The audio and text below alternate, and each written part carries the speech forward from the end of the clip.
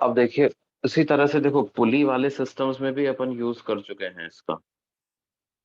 कैसे?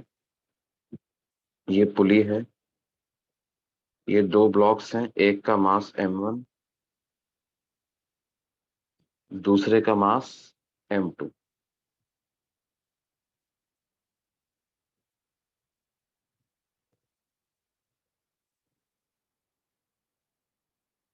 हम कहते हैं कि क्या है,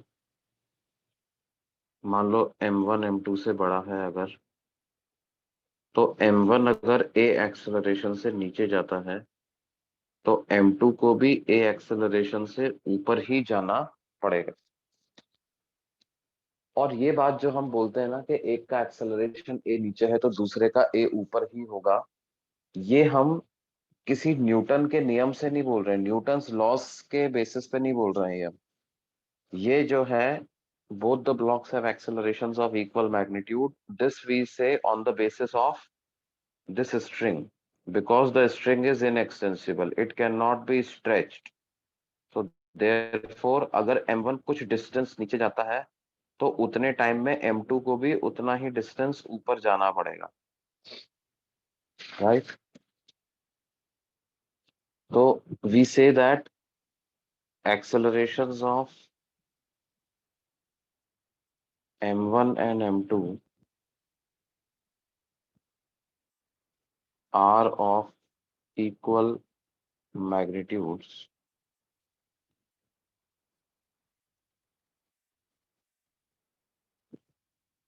ये हम किस बेसिस पे कहेंगे? दिस वी से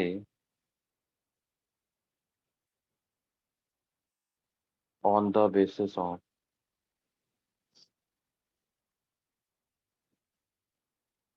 कंस्ट्रेन।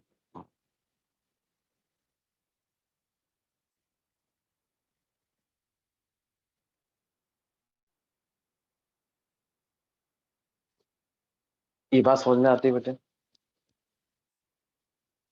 यस।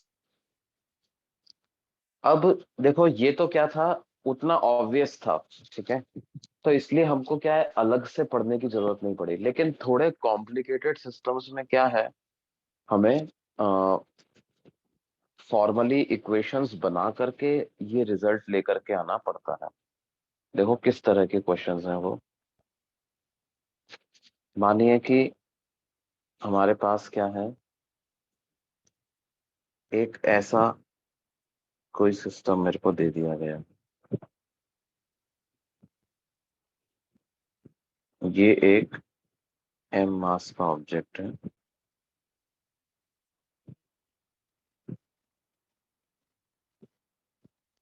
ये पुली है, ये स्ट्रिंग,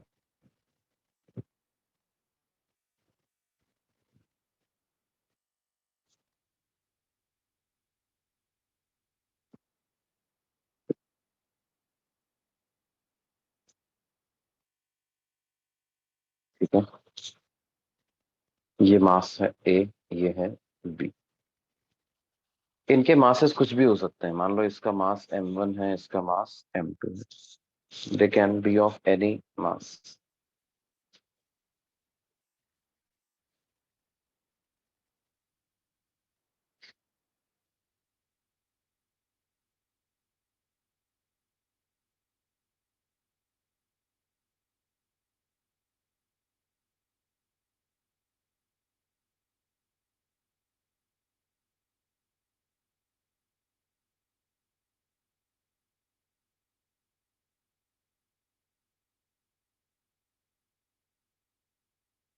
देखो बेटे क्या होगा, आप ऐसे समझिए कि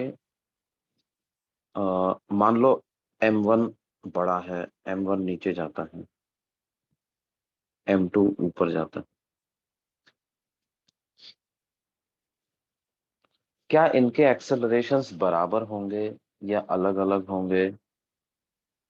अलग अलग होंगे तो हम उनके भी उनका रेशो कैसे पता करेंगे?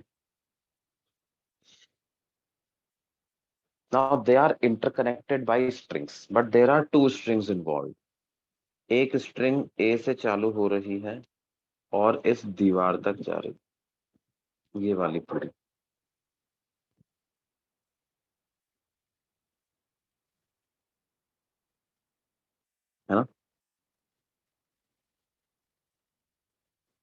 और दूसरी स्ट्रिंग पुली को कनेक्ट कर रही है बी से। ये दो अलग अलग स्ट्रिंग्स हैं।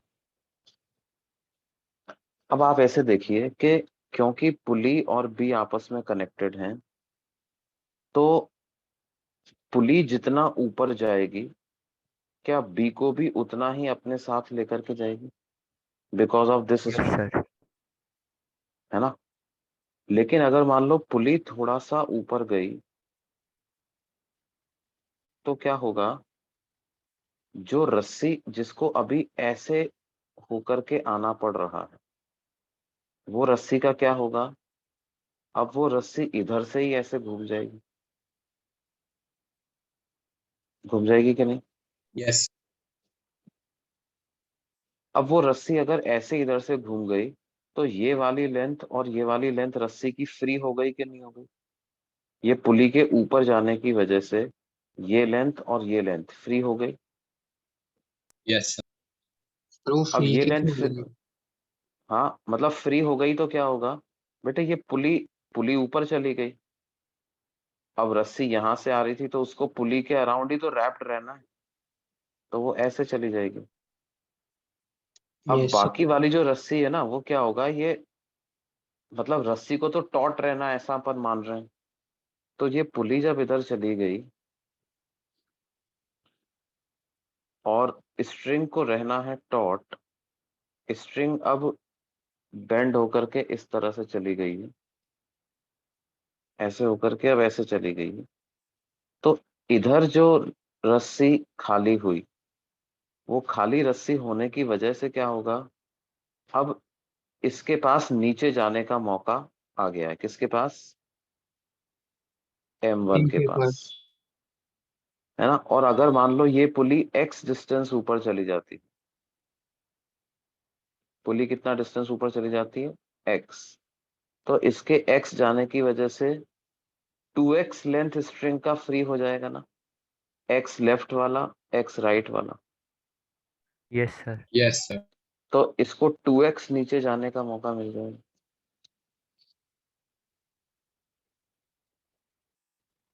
Yes sir. इसका मतलब क्या है, मैं ऐसा बोल सकता हूं कि A का जो डिस्प्लेसमेंट होगा, it will be twice the displacement of B। और इस इक्वेशन को अगर डिफरेंशिएट कर दें, differentiating above equation,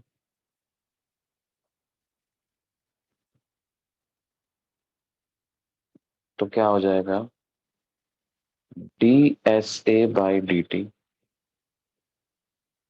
is equal to twice of dSB/dt।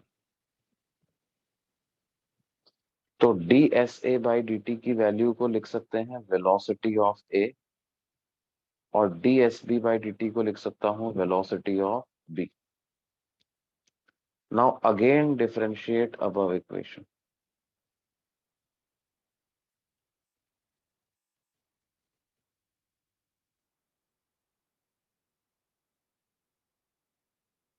क्या आ जाएगा, dVA/dt is equal to twice of dVB/dt। अब dVA/dt हो जाएगा एक्सेलरेशन ऑफ A, और dVB/dt हो जाएगा एक्सेलरेशन ऑफ B।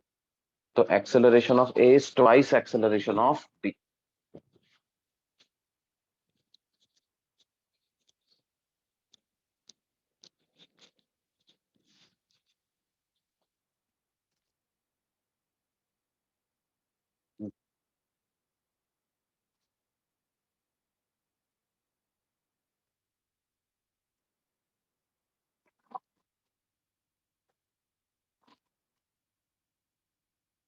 आप भैया 1 मिनट रुकना, ला रहा हूं।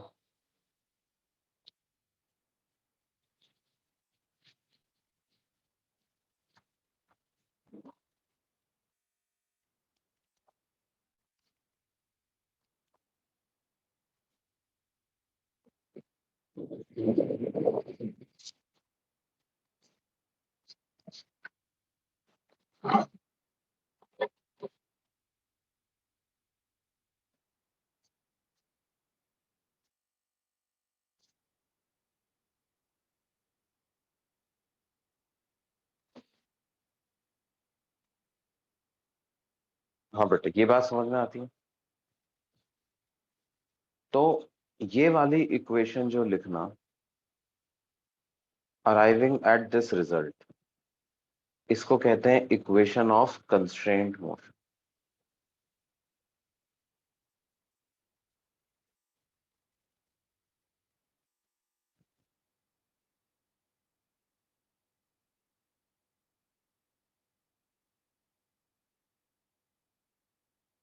ये बात समझ में आती है। ये मतलब physical connections between them has put this restrictions that they have this acceleration only.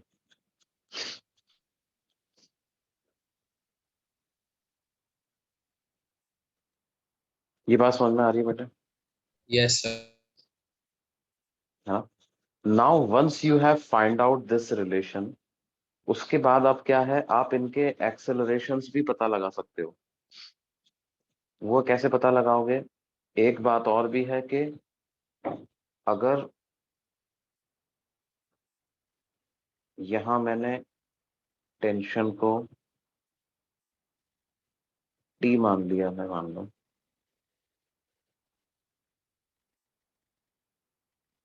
किधर, इस वाली रस्सी में टेंशन को T मान लिया, तो ये T होगा, ये भी T होगा, तो ये 2T हो जाएगा।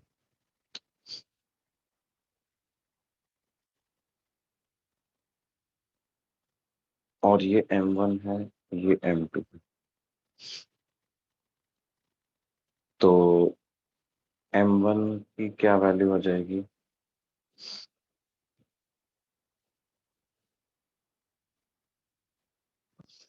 T लग रहा है ऊपर,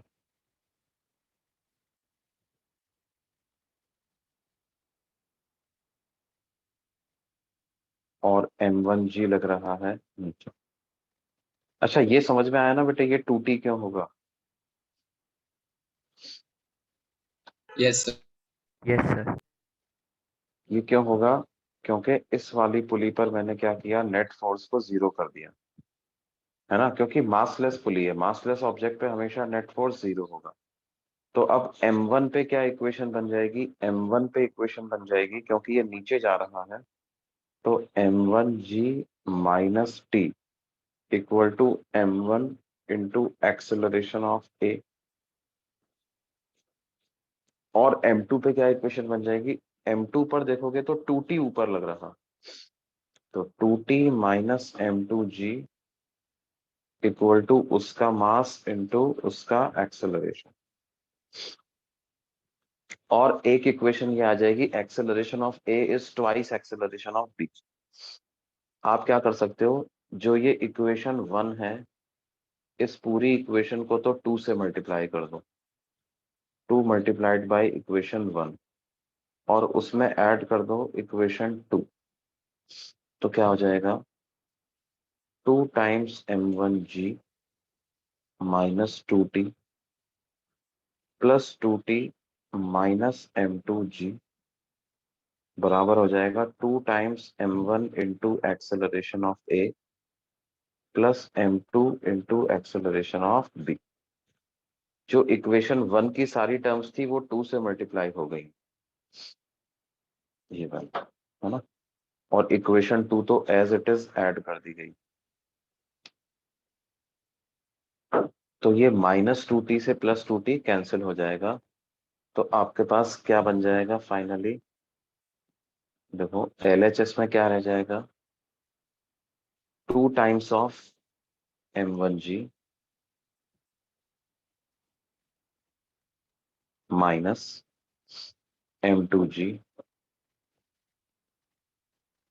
इक्वल टू, अच्छा, एक्सेलरेशन ऑफ A को twice acceleration of B put कर दूं, तो इधर आ जाएगा 4M1 into acceleration of B plus M2 into sir acceleration of, हाँ बेटे, सर कुछ नहीं सर, समझ रहा हूँ। तो एक्सेलरेशन ऑफ B की क्या वैल्यू आ जाएगी? 2M1 minus M2 into G divided by 4M1 plus M2। ऐसा एक्सेलरेशन ऑफ B आ जाएगा।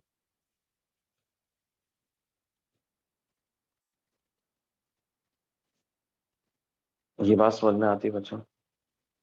Yes, sir. Yes sir.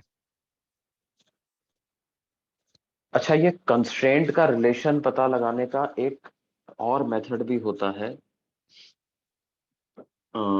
वो मेथड होता है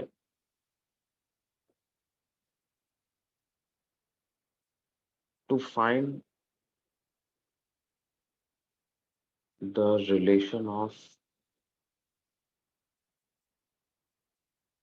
constrained motion.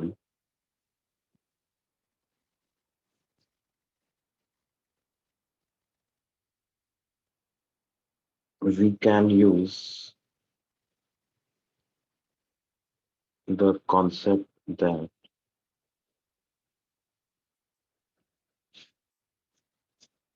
net power delivered by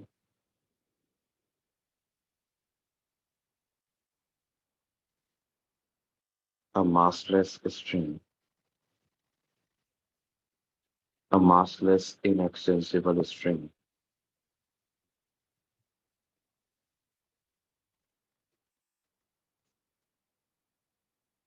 will always be zero.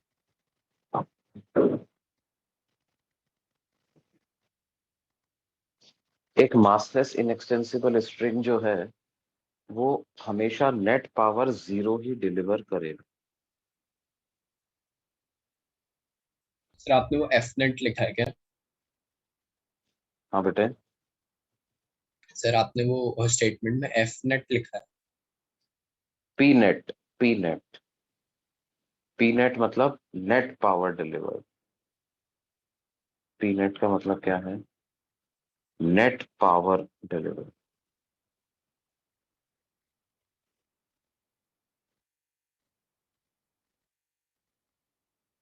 देखो, power basically क्या होता है? पावर होता है rate of work done by a force. हालांकि इसके बारे में डिटेल में हम आने वाले चैप्टर्स में पढ़ेंगे।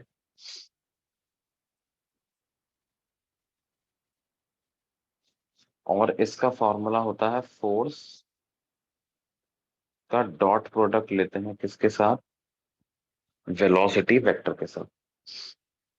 Velocity of point of application of force. जिस पॉइंट पे फोर्स लग रहा है उसकी वेलोसिटी।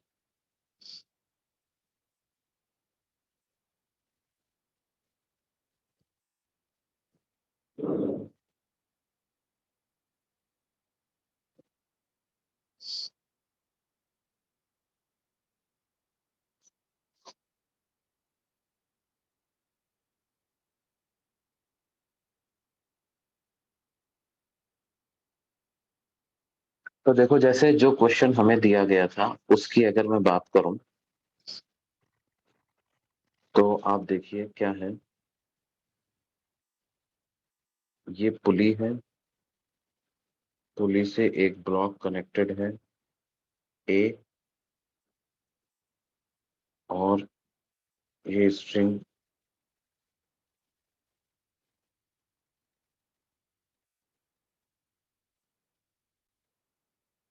दूसरी पुली के ऊपर से होकर के जा रही है।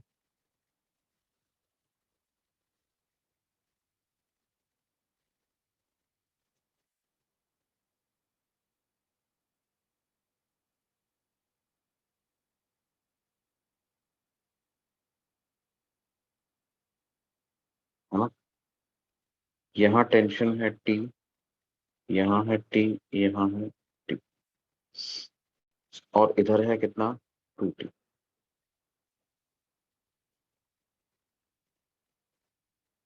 अब आप देखो, मान लो ए ब्लॉक की वेलोसिटी आप va मान लेते हो नीचे है, और बी ब्लॉक की वेलोसिटी vb मान लेते हो ऊपर है ना? तो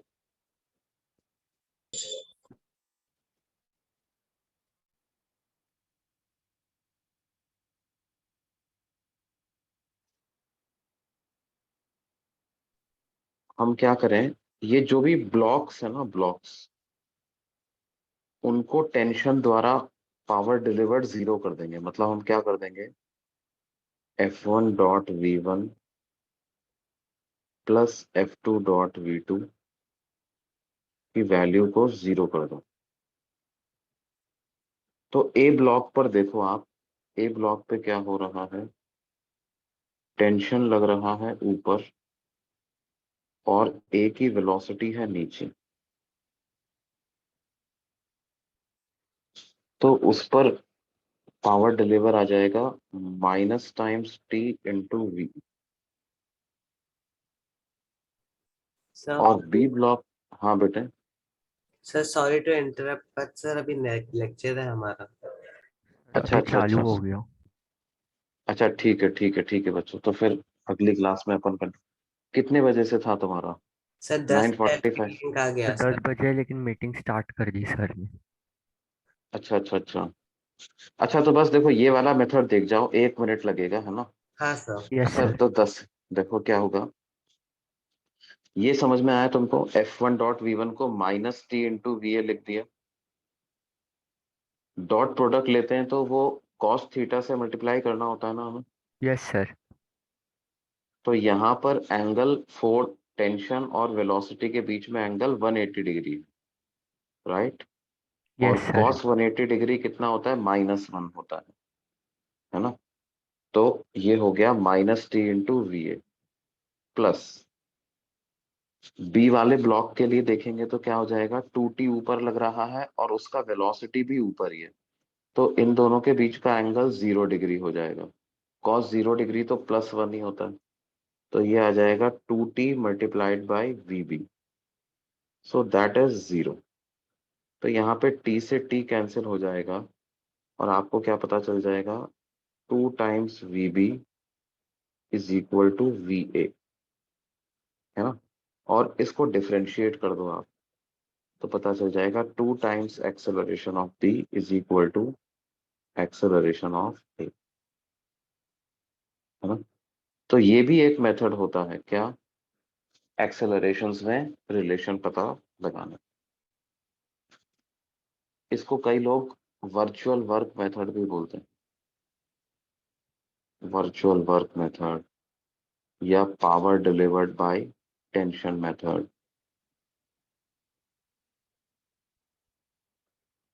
ठीक है बच्चों, तो बाकी इसके बारे में अगली क्लास में अपन और डिटेल में बात करेंगे।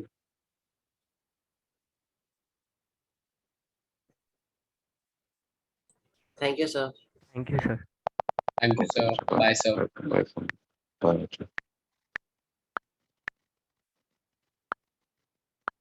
सर आप लेक्चर अपलोड नहीं करते यूट्यूब पे? मैं करता हूँ ना। सर मेरे को 23 सितंबर के सर मेरे को लाइक जब से टीचर चेंज हुआ उसके बाद एक भी लेक्चर नहीं दिखा। अच्छा अच्छा, एक मिनट रुको, मैं बोल देता हूँ, वो कर मतलब जनरली एक और सर हैं वो करते हैं, ये सारे लेक्चर सर्वर पे जा रहे हैं ना, तो वो सर्वर से उठा के कर देते हैं। मैं आज के लेक्चर के लिए बोल दूंगा, ऐसे सारे लेक्चर के लिए बोल दूंगा, है ना? हाँ सर तो प्लीज। ठीक है।